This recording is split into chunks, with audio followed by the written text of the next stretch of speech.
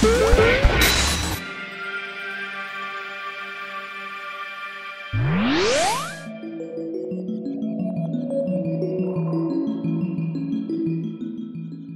me, and to a lot of other people too, I would hope, Street Fighter 2 can be considered one of the most important games in all of history. Not only is it a title that many consider to have rejuvenated the entirety of the arcade industry, but it is also the blueprint in which most developers use when creating any modern fighting games today. Aside from these amazing accolades though, on a personal level the title means so much more than that to me. So today we are going to be discussing some of this in more detail.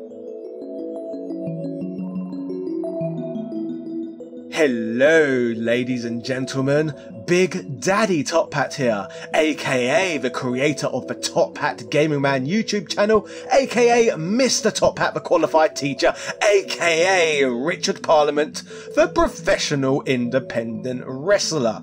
So let's get down to it and talk about Street Bloody Fighter. Yeah!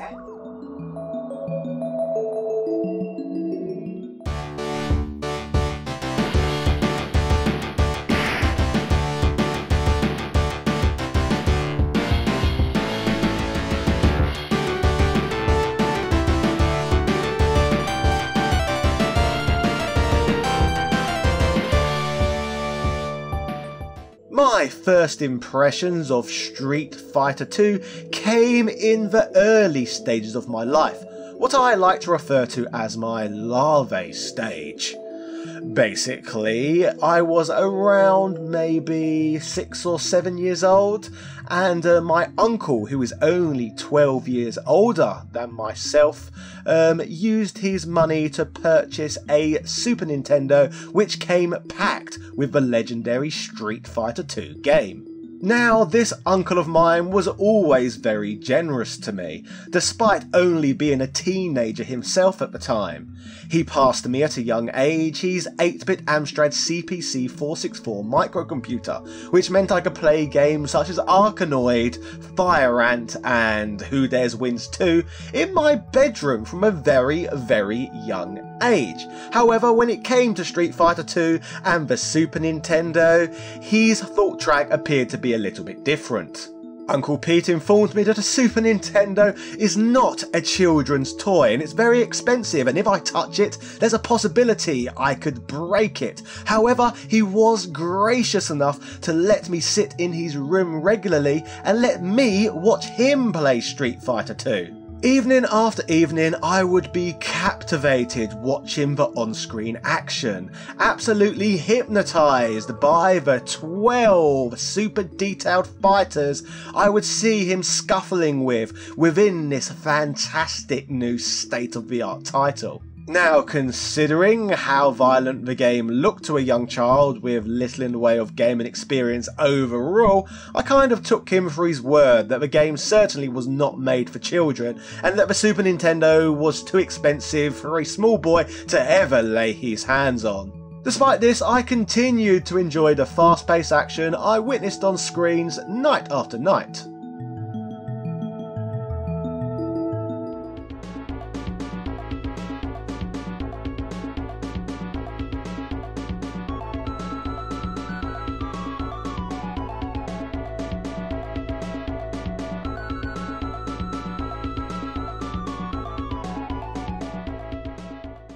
It was not long though before I got to experience 16-bit glory for myself when I went around one of my school friends' houses and he got himself a brand new Sega Mega Drive with a copy of Sonic the Hedgehog on it. I was instantly addicted to the gameplay found in this game, and as soon as I got home to my parents' house that evening, I was begging my mother to buy me a Mega Drive and Sonic the Hedgehog for our home. Not being particularly video game savvy herself, she would approach my uncle, who obviously was heavily into gaming. He would advise her that the Mega Drive was now dated technology, and with the much newer Super Nintendo on the market, she needed to buy me one of those instead. In hindsight, it looked like the console wars swung in my favour that day, as my uncle completely changed his stance on the Super Nintendo not being for children, and instead lending me it to take home and keep overnight. That day when I had the Super Nintendo all to myself for the first time, I remember playing Street Fighter 2 into the early hours of the morning, and my god was that a magical experience. Round one, fight! What do you get? What do you get? What do you get? What do you get?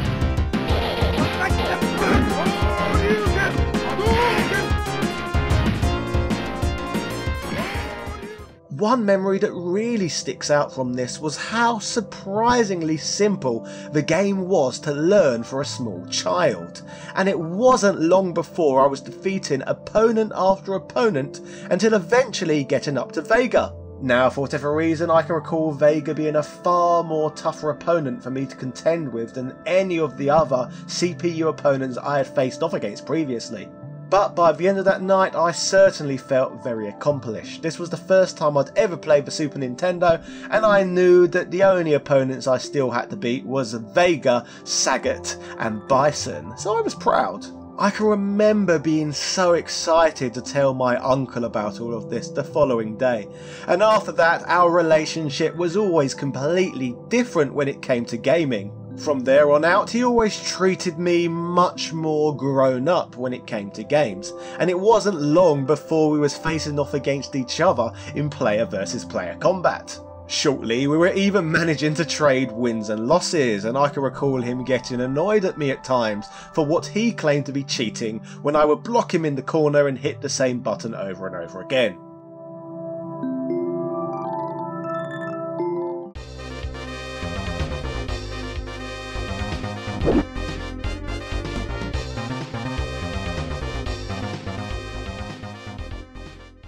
Street Fighter 2 was my first ever real foray into the world of console gaming, and it would be the first title in which I would pump significant amounts of time into. The game gave me a taste of what would be to come, and it would not be long till I was playing Super Nintendo game after Super Nintendo game after Super Nintendo game. My uncle, who is sadly no longer with us, really helped with this process too, as despite being extremely young himself, he would consistently spoil me with new games, which all still sit amongst my personal gaming collection today. It would not be long before my mother bought me that Super Nintendo to call my own, with a nice copy on it of Street Fighter 2 Turbo Hyper Fighting, the enhanced version of the game that my uncle had amongst his private collection. It was not long before I was playing Street Fighter 2 against my father and my younger brother. It was almost as if Street Fighter 2 was becoming somewhat of a family game. In fact, my aunt, who was my uncle and mother's sister, happened to be a pub landlord in London, and on weekends we would often go to her pub, and guess what? She had a Street Fighter 2 arcade cabinet there. Now, often staying overnight at this establishment meant that I could get up early in the morning before the pub had even opened and power on this cabinet to myself. Having exclusive access to such a device at such a young age, in such an important moment within gaming and arcade history, is wonderful to look back on. While over the years gaming has gained somewhat of a undeserved reputation for allowing people to isolate themselves, I can safely say playing Street Fighter 2 growing up helped bring the family closer together. Even if sometimes we perhaps wanted to punch each other in the face for accusing each other of cheating. When we consider that all of this occurred nearly 30 years ago, it's interesting to look back and see how celebrated Street Fighter 2 is to this day. While many gamers love Street Fighter 2 for its competitive nature and its overall impact on the industry overall, to me it means so much more than just that. I've never been the best or most competitive player. In fact, I could make a good case that I'm bloody terrible. And there are certainly games out there that I've played even more. But the game is special to me for strengthening relationships with family members and basically being the title that really got me into gaming and even has helped me shape a career as of now. These are some of the primary reasons, I guess, as to why I'm so keen to talk about the Street Fighter franchise on my YouTube channel so often, as it has so much personal value to me.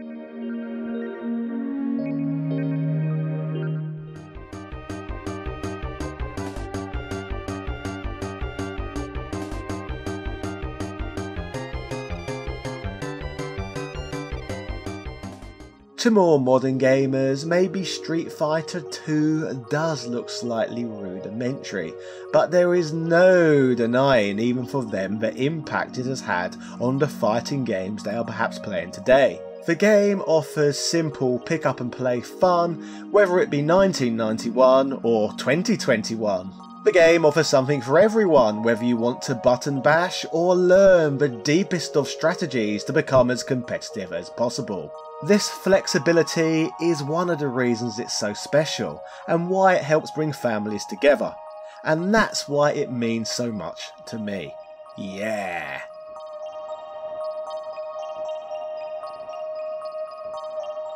I am Big Daddy Top Hat of the Top Hat Gaming Man YouTube channel, and this was what Street Fighter 2 means to me.